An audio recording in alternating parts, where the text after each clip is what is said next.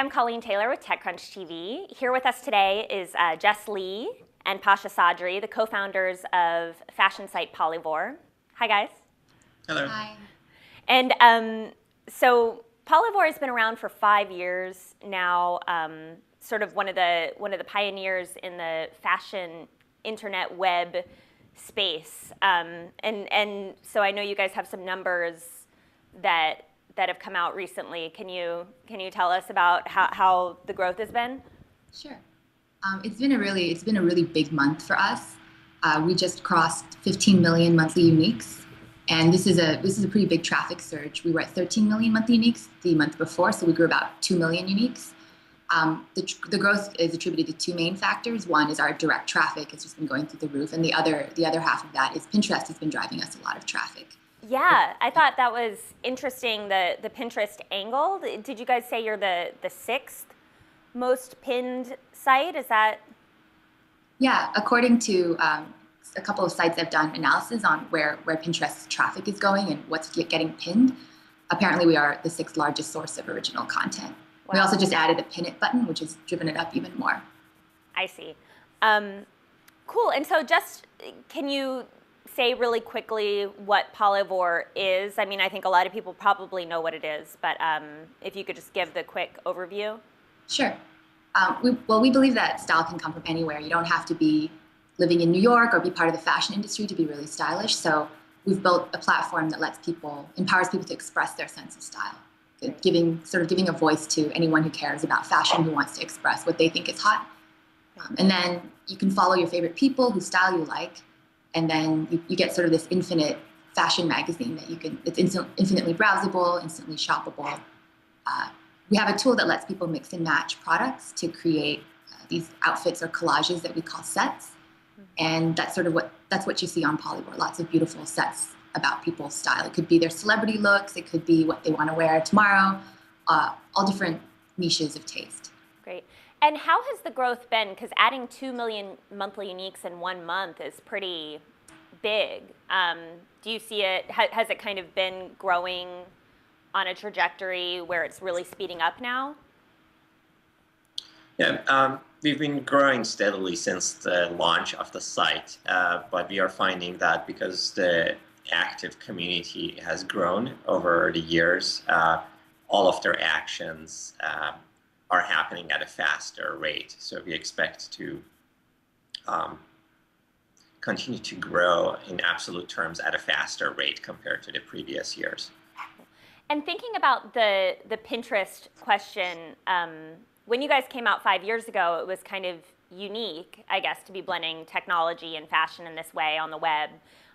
It was kind of an unaddressed space, but now it seems like there are a lot of different sites coming out. I mean, how do you balance being sort of competitive with these companies and also being complementary? Well, I think Polyvore has all along been about outfits, very strongly about mixing and matching to create outfits that express your sense of style. That's something we've always stuck to, never wavered from. We think it's actually really exciting that there's a lot more activity in the fashion space. When we first started, it was considered a little bit, I guess, unsexy, but now it's definitely heating up, and I think that validates that there is a really big business opportunity in fashion. So we're excited about that. Yeah, and so talking about the business opportunity, how has your revenue been impacted here? Are you guys seeing? Are you profitable yet? What can you tell me about the revenues? Yeah, we recently, in 2011, we reached profitability, so really excited about that.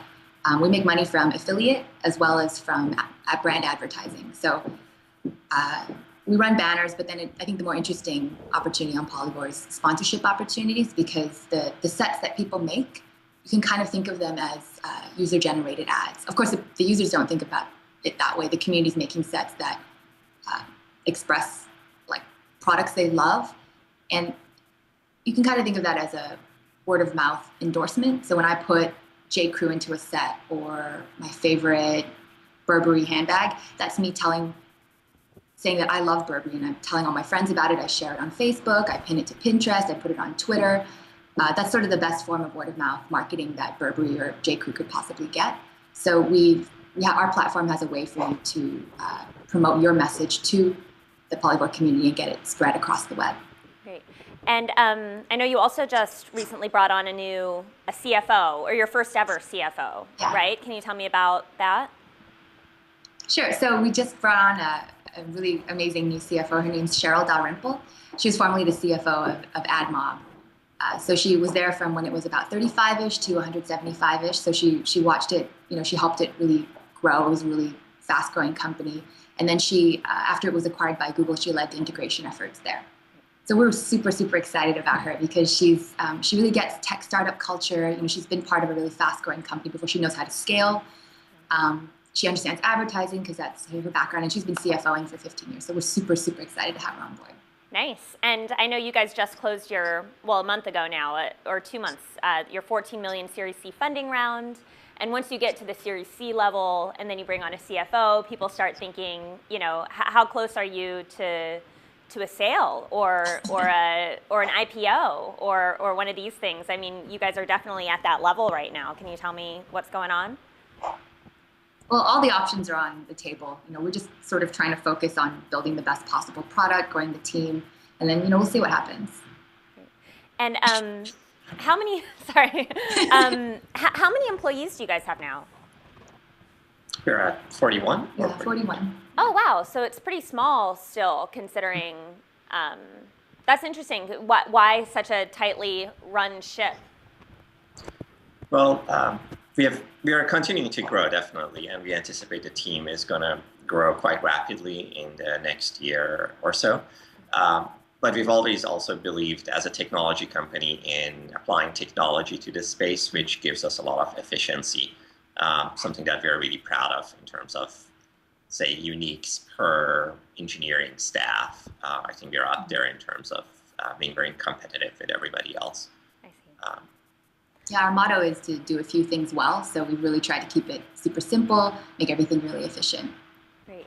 And I know you guys also just recently went to Fashion Week, actually in person. Can you tell me about that and what it was like to kind of bring, the nerd contingent or the blogger contingent to Bryant Park? I'll let Jess talk about that.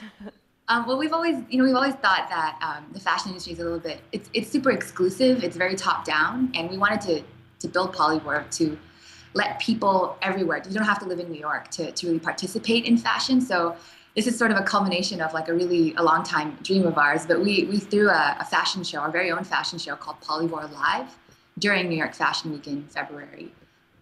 Instead of working with established designers, we had 4 up-and-coming designers from FIT. They showed their collections. They otherwise probably wouldn't have had a chance to show at Fashion Week. Instead of having professional models, we went with a cast of all fashion bloggers. So they got to walk the runway. We invited our community members to come to the front row. Some of them we flew in from like Germany or Canada. And some of these people are people we'd never met before, but we communicated really closely with them on Polyvore. So to meet them for the first time was really, really special. We also live streamed the show on the site, and we had buyers and editors come as well, so that those designers could get a lot of exposure. But it was really, really fun. Yeah. And how have you found that the traditional fashion industry, from the magazines to the designers, have you noticed a change in how they've treated Polyvore and companies like Polyvore just over the past 5 years? Has the web started to be taken more seriously? Yeah, definitely. I mean, I think that the internet always has this sort of democratizing effect on every industry it touches, and the fashion industry hasn't been an exception. Bloggers are getting invited to the front row now. Shots are, Burberry, live tweets the looks before they go down the runway. We're seeing a lot more activity, and I think the fashion industry has been pretty receptive of Polyvore. We've done great partnerships with folks like Burberry and Gucci, some of the more established luxury houses, and we've also been trying to use the data that we collect from Polyvore to help fashion designers make better business decisions. We track every single product that's used on the site, so we know that this particular Burberry bag was used was viewed 100,000 times and was used in 40,000 sets, or et cetera, et cetera. So we actually do offer an analytics tool, and we package that up into a monthly intelligence report, and you can also access it on our site at polyvore.com/analytics. But I think the fashion industry wants this kind of data available. They want the insight, so it's something we've been able to offer. Right. Cool. And so what's next? What's next for you guys? what kind of growth are you expecting over the coming months? What are your plans? I mean, now you're profitable. You just raised this big bunch of money, like on top of the money that you're already making. What are you going to do with that? Can you give me any details about what's coming up? Well, we still have a really long product roadmap that we are really excited about, and it keeps getting longer and longer. So we'd like to make progress against that roadmap. The funds will be primarily used for growing the team so that we can do things more quickly and in parallel. And in the future, there are a couple of different areas that we'd like to expand to. One of them is more consumption interfaces, like mobile and tablet devices, which we are really excited about, especially tablet interfaces, because Polyvore is sort of a community-generated fashion magazine, and fashion magazines, I think, will look really beautiful and stunning on tablets. The other area for us is other verticals, which we have talked about. Right, Polyvore has been focused on fashion exclusively, but we believe that the Polyvore product works for other adjacent verticals, for example, interior design or weddings. Basically, wherever you see those categories also have their own fashion type magazines. And then finally, international. Our content on Polyvore doesn't require translation, and therefore it can work internationally. And in fact, about half of our traffic, or slightly less than half of our traffic, is international. But we think that there's a big opportunity for us to be a global brand and company in the future. Cool. So it sounds like the tightly run ship isn't completely what you want to stay as. It sounds like growth is definitely what you're doing, internally and externally too. There's a huge opportunity. I mean, this entire area, and that's why you see so much activity in it. It's still very early days. Yeah, and it makes money. What a concept. Yeah, that's nice. Great. Well, Jess and Pasha, thank you so much for coming by and giving us some numbers and news. We really appreciate it. Thanks for having us.